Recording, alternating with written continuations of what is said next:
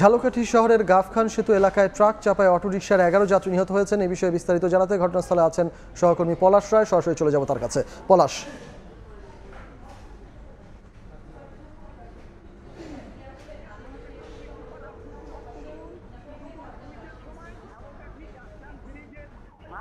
সেই ঢালে কিন্তু এই দুর্ঘটনা ঘটেছে।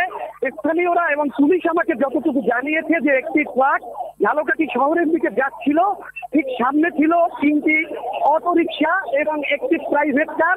ট্রাকটা কিন্তু একেবারে প্রাইভেট কার এবং 3টি অটোরিকশাকেই সরাসরি চাপা দেয় এবং চাপা দিলে কিন্তু ট্রাকটা সহ বেশ কয়েকটি অটোরিকশা এবং যে গাড়িটি ছিল, কয়েকটি অটোরিকশা ছিল, তা কিন্তু ব্রিজের ঢালেই, এই যে আমার সামনেই দেখা যাচ্ছে, ব্রিজের ঢালেই কিন্তু জলাশয়ের মধ্যে কিন্তু পড়ে যায়।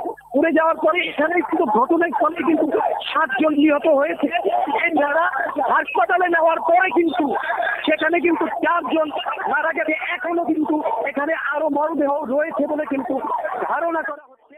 এই যে গাছের অবস্থা, এই গাছটি কিন্তু এই যে এখনো কিন্তু 6 জনের মৃতদেহ এখানে রয়েছে বলে আমাকে কিন্তু গোয়েন্দা সংস্থা সহ পুলিশের লোকে এই যে ট্রাকটা রয়েছে, সেই ট্রাকটাও কিন্তু আমার সামনেই এই যে দেখা যাচ্ছে।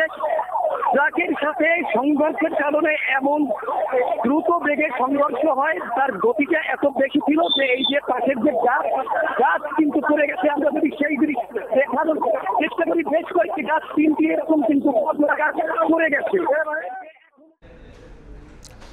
ঝালকাঠি থেকে আমাদের সঙ্গে যুক্ত হয়েছিলেন সহকর্মী পলাশ রায়।